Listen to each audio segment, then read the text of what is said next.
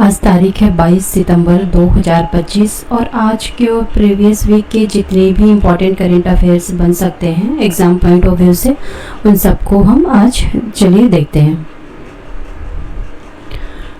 22 सितंबर को एक बहुत ही इम्पोर्टेंट डे आता है और वो है वर्ल्ड राइनो डे। ये 22 सितंबर को सेलिब्रेट किया जाता है। अच्छा, सितंबर में और भी जो महत्वपूर्ण डेज आते हैं उनको देख लेते हैं। 1 सितंबर को आता है नेशनल न्यूट्रिशन वीक, ये आपका 1 से 7 सितंबर तक मनाया जाता है। वहीं 2 सितंबर को आता है वर्ल्ड कोकोनट डे। 3 सितंबर को आता है स्काई स्क्रैपर डे। 5 सितंबर को आता है national teachers day, international day of charity और ओनम। वहीं 7 सितंबर को आता है ब्राज़ीलियन इंडिपेंडेंस डे। 8 सितंबर को आता है international literacy day, world physical therapy day. वहीं 10 सितंबर को आता है वर्ल्ड सुसाइड प्रिवेंशन डे। 11 सितंबर को आता है national forest martyr day, world first aid day. वहीं 15 सितंबर को आता है engineers day, international day of democracy. अच्छा, ये जो इंटरनेशनल डे ऑफ डेमोक्रेसी है काफ़ी इंपॉर्टेंट है। वहीं 16 सितंबर को आता है world ozone day, again a day भी काफ़ी इम्पोर्टेंट है। वहीं 17 सितंबर को आता है वर्ल्ड पेशेंट सेफ्टी डे। 18 सितंबर को आता है वर्ल्ड बैम्बू डे। 20 सितंबर को आता है इंटरनेशनल रेड पांडा डे। अच्छा, ये 20 सितंबर फिक्स डेट नहीं है, ये सितंबर के 3rd सैटरडे को मनाया जाता है। तो इस साल 3rd सैटरडे 20 सितंबर को पड़ा था, इसलिए 20 सितंबर को international red panda day celebrate किया गया है।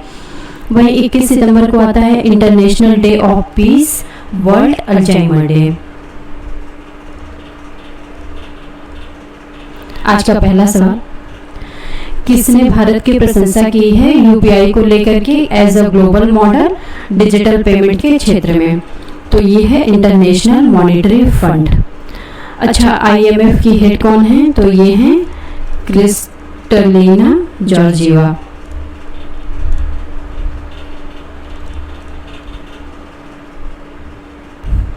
जो हमारा यूपीआई है यानी यूनिफाइड पेमेंट इंटरफेस अब लगभग 20 बिलियन ट्रांजैक्शन हर महीने करता है। ये एक एग्रीगेट डाटा है और ये उभर के आया है वर्ल्ड का लार्जेस्ट रिटेल और fast payment system.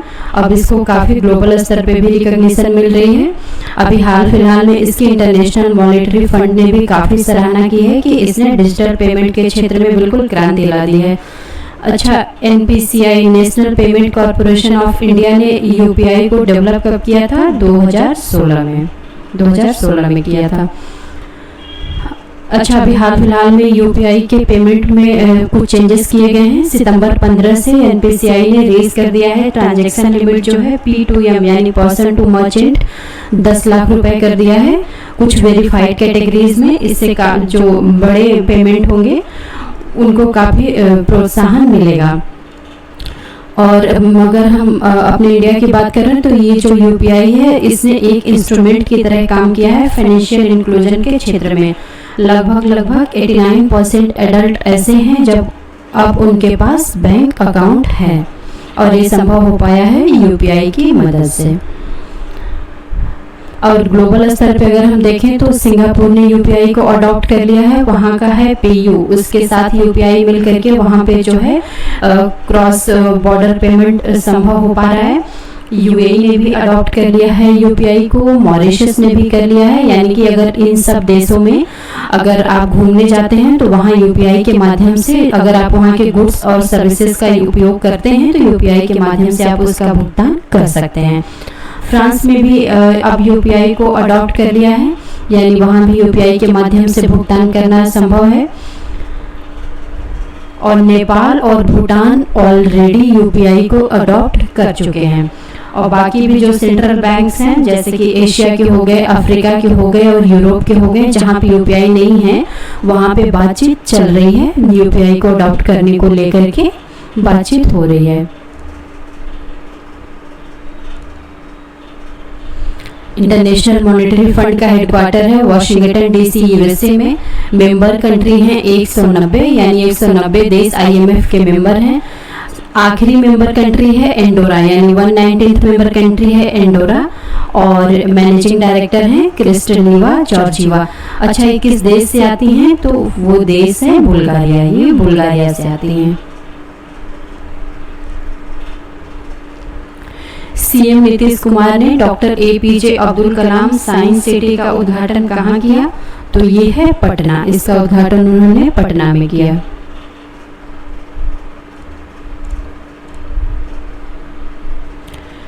CM Nitish Kumar ने इनॉग्रेट किया है APJ Abdul Kalam science city Rajendra Nagar Patna में।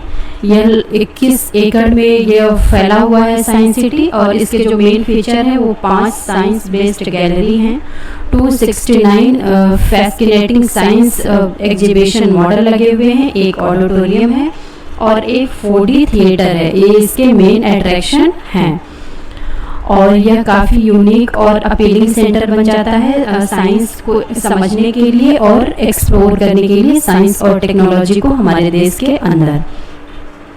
अच्छा, ये बनाया किसने है? तो साइंस सिटी जो है कंस्ट्रक्ट हुई है Bihar department of science and technology and technical education के द्वारा जॉइंटली रूप से, और इसकी कुल लागत आई है 889 करोड़ रुपए।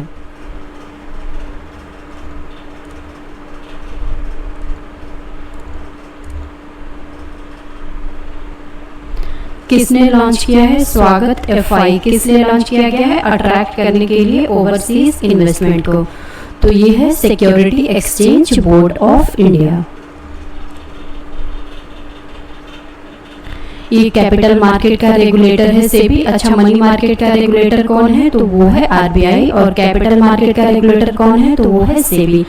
सेबी ने अप्रूव किया है नया फ्रेमवर्क, जैसे कि फॉरेन जो इन्वेस्टर हैं इंडियन मार्केट में उनके लिए इन्वेस्ट करना काफ़ी आसान हो जाएगा।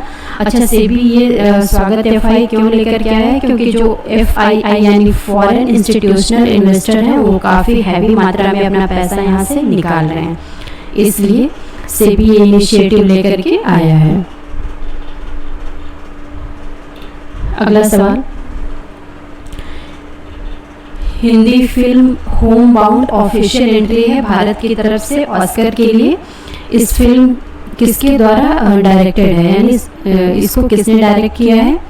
तो वो है नीरज घ्यावान।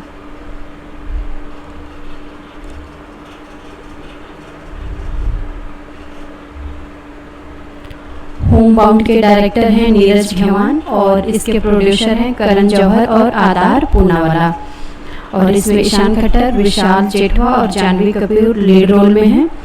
ये इससे ज़्यादा इम्पोर्टेंट ये बनेगा कि ये जो है चूज़ की गई है इंडिया की तरफ से ऑफिशियल एंट्री 2026 के एकेडमी अवार्ड के लिए, और ये कैटेगरी भी काफ़ी इम्पोर्टेंट बनेगी in the category of best international feature film category.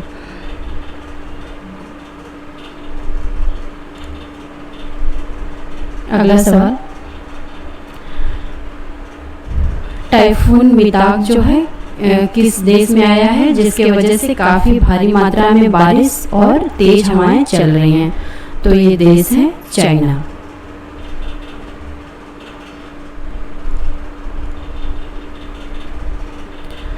Typhoon मिताक इस साल का 17वां टाइफून है और जो कि आया है साउथ चाइना के गुआंगडोंग प्रोविंस में।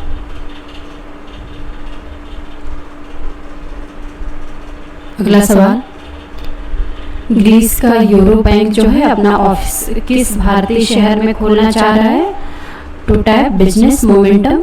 तो ये है मुंबई। मुंबई में अपना ऑफिस खोलेगा।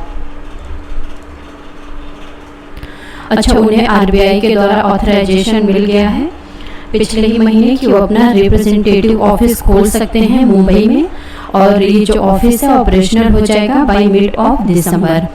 और मैनेजर जो है banking services and representative office के, तो यूरो बैंक साइप्रस के, तो वो कौन है? तो वो है पेनायोटिस क्रिसोस्टोमो, और इसका हेडक्वार्टर ग्रीस में है।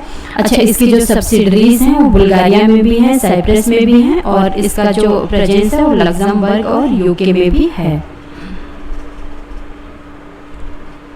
अगला सवाल, ईपीएफओ ने लॉन्च किया है passbook lite for easier access to PF balance and other details. इसका ईपीएफओ का रेगुलेटर कौन है? तो ये है PFRDA. Pension fund regulatory development authority.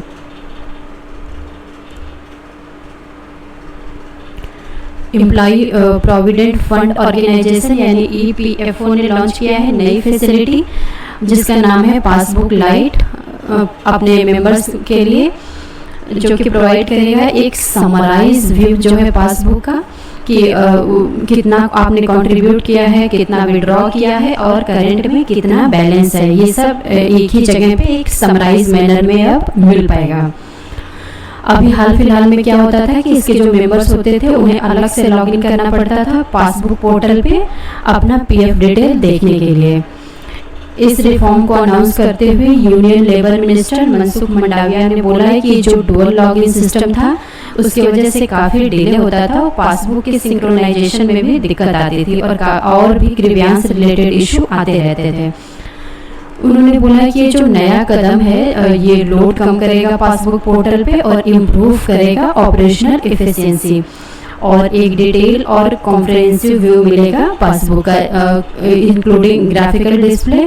अच्छा, एक अगर आपको डिटेल और कॉम्प्रिहेंसिव व्यू लेना होगा पासबुक का जिसमें कि पासबुक का ग्राफिकल डिस्प्ले भी शामिल है, तो इसके लिए एग्जिस्टिंग जो पासबुक पोर्टल है वो भी एक्सेस किया जा सकता है, यानी वो भी काम करेगा और ये नया वाला भी काम करेगा। और ये जो इनिशिएटिव है इससे जो ग्रीवियंस है उसमें कमी आएगी, ट्रांसपेरेंसी इम्प्रूव होगी और मेंबर का सेटिस्फेक्शन भी है जो इम्प्रूव होगा। जाहिर सी बात है जब सर्विसेज अच्छी मिलेंगी तो सेटिस्फेक्शन लेवल अपने आप बढ़ेगा ही। अगला सवाल, इंडिया ने साइन किया है एग्रीमेंट इंटरनेशनल सीबेड अथॉरिटी के साथ कितने सालों के लिए? तो ये है 15 सालों के लिए।